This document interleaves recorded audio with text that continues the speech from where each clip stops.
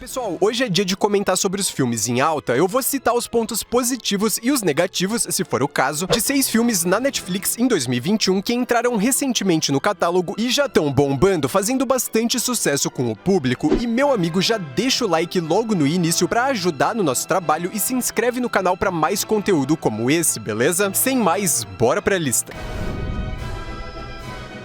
Meu nome é Vincent, este é o Curta Cena, vídeos de filmes e séries. E pra começar, após passar por um episódio bem traumatizante e ser humilhado, um homem decide que é hora de aprender a se defender. A Arte da Autodefesa, filme de 2019 de Riley Stearns. Casey, interpretado pelo Jesse Eisenberg, é um cara solitário, extremamente tímido e inseguro. Ele realmente tem medo e abaixa a cabeça pra praticamente todo mundo. Mas a gota d'água acontece numa noite que ele precisou ir sozinho no supermercado, sem nem imaginar que seria humilhado de forma violenta e aparentemente sem motivos por alguns desconhecidos. Imagina só, né? O Casey, que já era inseguro, fica completamente apavorado e percebe que pra superar isso, ele vai precisar aprender a se defender. E é aí que ele conhece um dojo de karatê liderado por um sensei que esconde os seus mistérios e a sua vida vai mudar drasticamente. O filme acerta ao mostrar como a violência consome a mente do ser humano. Sabe, as coisas vão se resolvendo à base da pancada num ciclo interminável de agressão, mas tem também problemas. O enredo parece não definir um tom, começa mais engraçado, depois fica muito dramático e até suspense vai ter na trama. E tudo bem mesclar os gêneros, a questão é saber transitar de um pro outro sem que pareça que a gente trocou o filme. Deu pra sacar? No mais, se você relevar algumas cenas mais incoerentes, a Arte da Autodefesa é sim um bom entretenimento e vale a pena conferir.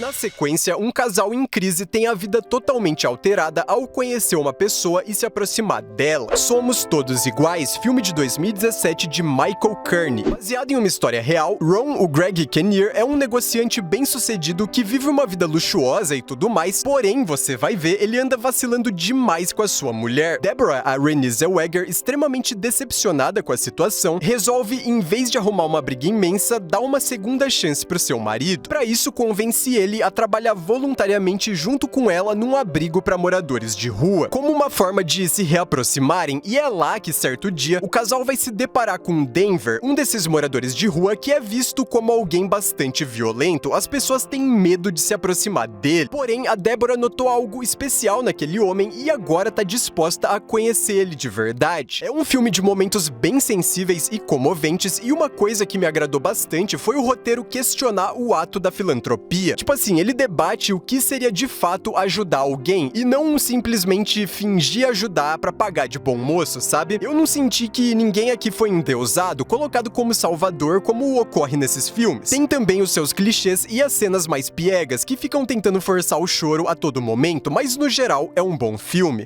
E o terceiro filme, depois de um acidente no espaço, um homem retorna pra Terra, só que de um jeito bem diferente, no mínimo assustador. Estranho Passageiro, Sputnik, filme de 2020 de Igor Abramenko. E logo no começo, a gente vê um acidente durante uma missão no espaço e ninguém, nem mesmo os envolvidos, sabe direito o que causou aquilo. Bom, na sequência, uma doutora chamada Tânia é convocada por militares e levada para uma base secreta, e a sua tarefa vai ser simplesmente ajudar a entender o que aconteceu com uma das vítimas, um sobrevivente da tragédia. É que ele voltou de um jeito bem estranho, não é mais a mesma pessoa que era antes do acidente, e logo o espectador vai descobrir o que é a bizarrice por trás do seu comportamento. É um filme que inevitavelmente faz lembrar de outros do mesmo gênero, mas que ainda assim tem os seus diferenciais e sabe deixar a gente tenso, curioso pelas respostas, mas eu tenho que citar um ponto negativo, né? E são as escolhas do roteiro. Tem várias contradições nas atitudes dos personagens, são mudanças muito repentinas de atitude e opinião que não convencem tanto. Tem também uma revelação no final que até é inesperada, mas não se conecta com o resto do filme, parece que foi jogado no ar. Estranho Passageiro é diferenciado e, embora se perca um pouco na proposta, vale a pena assistir se você quiser passar um nervoso.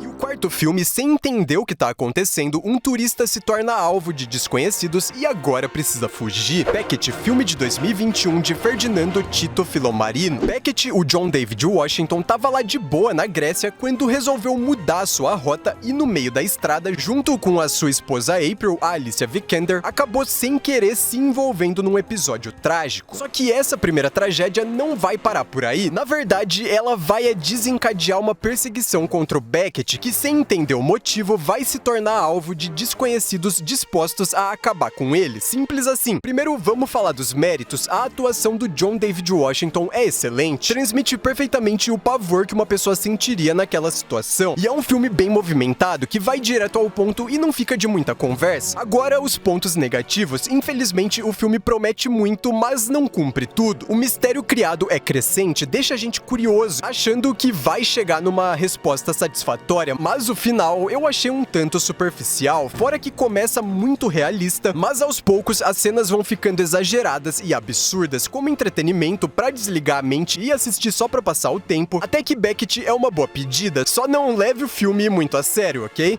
E o quinto filme, quando um homem conseguiu ver o que ninguém ao redor tava reparando, a sua ideia é ir contra tudo e contra todos. A Grande Aposta, filme de 2015 de Adam McKay. Também baseado num caso real, esse aqui é um dos eventos mais marcantes do século, a crise de 2007 que afetou o mundo todo. Acontece que Michael Burry, o Christian Bale, um tempo antes tinha identificado uma falha no mercado imobiliário e meio que ele previu que a crise estava por vir. Imediatamente o cara ficou obcecado com a ideia de, digamos, apostar contra tudo e contra todos. E você vai entender o que ele fez. Um plano perigoso que ninguém que ouvia falar sobre dava moral. Michael era visto apenas como um louco com uma ideia absurda em mente e impossível de realizar. Só que às vezes, muitas vezes eu diria, é importante a gente nadar contra a maré. E eu não digo que seja um ponto negativo, mas talvez você se incomode com o excesso de termos técnicos usados no roteiro, que até tenta explicar as coisas de uma maneira menos complicada, mas é muita informação ao mesmo tempo, então a gente precisa ficar bem ligado. Tem Christian Bale, Ryan Gosling, Brad Pitt, Steve Carell, Margot Robbie, um elenco estrelado para um filme brilhante. E pra finalizar, vamos falar de uma história em que caçadores são pagos para proteger as pessoas de monstros. The Witcher, Lenda do Lobo, animação de 2021 de Han Kwan-il. Vesemir é um bruxo que ficou rico trabalhando como caçador de monstros. No entanto, dessa vez ele vai enfrentar uma criatura diferente do que ele tá acostumado a encarar, e ele desconfia que existe alguém muito poderoso controlando essa criatura. Ele parte então com Tetra, uma outra bruxa, em busca dos responsáveis e de uma explicação pro caso. Pra falar sério, pra esse filme aqui eu não vou nem tentar forçar a encontrar um ponto muito negativo, porque eu achei uma animação quase impecável, muito imponente e bonita, repleta de mensagens e cenas até que bem pesadas. A ideia de o homem depositar nos monstros a culpa por todos os males do mundo é bastante emblemática. Provavelmente a animação vai agradar muito mais quem já conhece o universo The Witcher, que já tem jogo, série, mas relaxa porque você consegue sim entender tudo do filme sem necessariamente conhecer esse universo. Junto com A Grande Aposta, o meu preferido de hoje tá mais do que recomendado.